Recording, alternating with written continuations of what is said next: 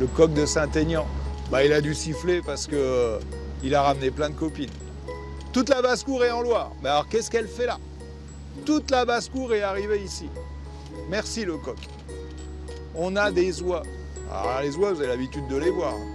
Il y en a partout, il y en a plus d'une centaine.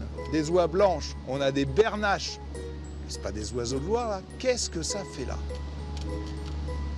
Alors, on va aller y voir encore.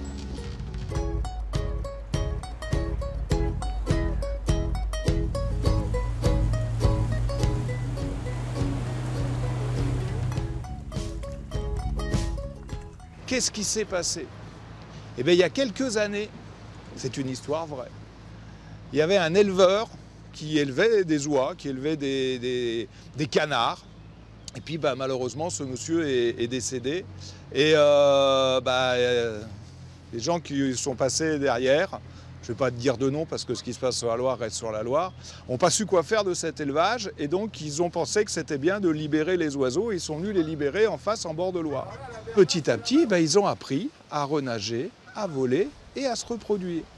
Et au fur et à mesure des années, eh bien, les oies, elles se sont sédentarisées ici. Et aujourd'hui, on se retrouve avec une multitude d'oies qui n'ont rien à faire là, qui ne sont pas de notre environnement, qui ont chassé les cygnes. Rappelez-vous, les cygnes avaient été réintroduits en 1974, on en voyait un peu, mais on ne les voit pas à Orléans. On les voit à la pointe de Courpin, on les voit du côté de Sandillon, mais on ne les voit plus à Orléans parce que les oies font le ménage.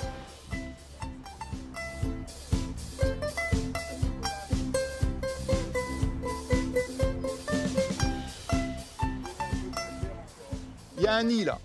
Alors les premières années, elles sont venues essayer de faire des nids, et puis elles ont fait des nids collectifs. Vu que c'était des oies d'élevage, elles ont fait des énormes nids où elles étaient plusieurs à venir pondre. Malheureusement, vu qu'elles ne sont pas d'ici, il y a des variations de l'eau, et régulièrement les nids ils se faisaient recouvrir par l'eau. Et petit à petit, eh ben, elles ont percuté, elles se sont séparées, elles ont fait des nids à différents endroits, plus en hauteur, et des nids où elles sont que par couple.